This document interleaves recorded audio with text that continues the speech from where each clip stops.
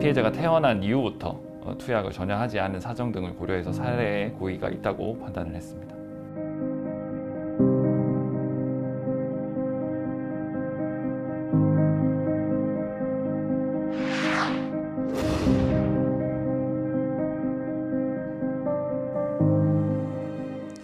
네, 얼마 전 뇌출혈로 쓰러진 아버지를 퇴원시킨 후 간병을 포기해서 사망에 이르게 한 아들에게 항소심 재판부가 징역 4년을 선고했습니다. 하지만 20대 청년이었던 아들이 짊어져야 했던 간병 부담이 알려지면서 대책 마련이 시급하다는 목소리가 나오고 있는데요. 사건과 법 김혜민 변호사와 오늘 이 이야기 자세히 나눠보겠습니다. 네, 이게 벌써 지난 5월에 있었던 사건입니다. 어떻게 된 일인지 한번 짚어주시죠. 네, 20대 A씨의 아버지는 지난해 9월 뇌출혈로 쓰러져 약 8개월 동안 입원 치료를 받아오던 중이었습니다. 하지만 병원비 부담이 컸던 아들 A씨는 4월 중순에 아버지를 퇴원시켰고요. 집으로 돌아와 간병을 한 지 일주일 만에 아버지의 치료식과 물을 끊었고 5월 8일 어버이날에 아버지를 사망케 한 사건입니다. 네, 결국 A씨는 존속살해 혐의로 재판에 넘겨졌고 1심 재판부는 지난 8월 징역 4년을 선고했습니다. 네, 그런데 이 아들의 좀 어려웠던 사정이 알려지면서 선처를 바라는 목소리도 좀 있었어요. 네, 그렇습니다. A씨는 어머니 없이 아버지와 둘이 대구에서 지냈는데요. 공장 노동자로 일하던 아버지가 작년 갑작스럽게 쓰러진 후 온몸이 거의 마비가 된 채 누워서 생활해야 했고요. 그리고 약 8개월 동안의 병원비가 무려 2천만 원이나 청구됐다고 합니다. 그런데 20대 초반의 A씨는 군입대를 위해서 휴학한 상태여서 막대한 병원비를 구할 수 없었던 데다가 네. 집, 가스, 휴대전화 모두 끊길 정도로 어려운 생활을 이어져 왔던 것으로 전해졌습니다. 이런 사실이 알려지자 대선 후보들이나 시민단체들도 간병살인의 안타까운 비극에 대해서 선처를 바란다라는 의견을 표명하기도 했습니다. 네, 하지만 이제 1심 재판부에 이어서 항소심에서도 결국 아들에게 징역 4년을 선고를 했어요. 여기서 이제 살인의 고의성이 있었다라고 판단했다고요. 네, 그렇습니다. 1심 법원은 아버지가 태어난 이후부터 A씨가 투약을 전혀 하지 않은 점에 주목해서 살해의 고의가 있다고 판단했는데요. 네. 만일 살해의 고의까지는 인정되지 않는다면 형법상 존속 유기치사죄와 같은 범죄가 성립할 수도 있었을 것으로 보입니다.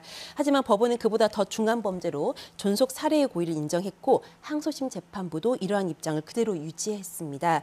다만 법원은 간병을 홀로 책임져야 한다는 부담에 미숙한 판단을 한 것으로 보아서 존속 살해죄의 법정형의 최소형인 징역 7년보다 낮은 징역 4년을 선고했습니다. 네, 좀 안타까운 게 아버지가 사망하기 전에 의료 혜택 같은 제도적인 좀 도움을 받을 수 있지 않았을까 이런 생각도 좀 들거든요. 네, 그렇습니다. 그런데 A씨의 아버지가 당시 나이가 56세여서요. 요양급여는 만 65세 이상만 받을 수 있었기 때문에 요양급여를 받을 수가 없었고요. 그다음 병원 쪽에서는 퇴원과 관련해서 비록 의무사항은 아니지만 치료비가 너무 부담돼서 퇴원한다라고 하면 해당 주민센터나 복지기관을 연결시켜줄 수도 있었을 텐데 그러한 네. 조치를 하진 않았던 것으로 보입니다. 그리고 또 A씨는 집에서 간병을 시작한 이후 경제활동을 제대로 하지 못했는데요. 긴급복지 돌봄 서비스를 받지는 못했던 것으로 알려졌습니다. 이유인즉 이런 서비스가 당사자가 알아보고 신청을 해야 되는데 이런 제도가 있는 것 자체를 모른다면 신청을 할 수 없기 때문에 이용하는 데 한계가 있는 것으로 보입니다. 네, 앞으로 저출산 시대, 고령화 시대가 되면서 이런 청년 간병인들 더 많아질 걸로 예상이 되는데 네. 가장 필요한 지원책이 어떤 게 있을까요? 현재 사실 전국에 청년 간병인이 몇 명이나 되는지에 대한 통계는 없다고 합니다. 하지만 상당수가 있는 것으로 지금 알려져 있는데요. 이들에 대한 사회적 관심이나 제도적 뒷받침이 아직 한참 뒤떨어진 상태이고요.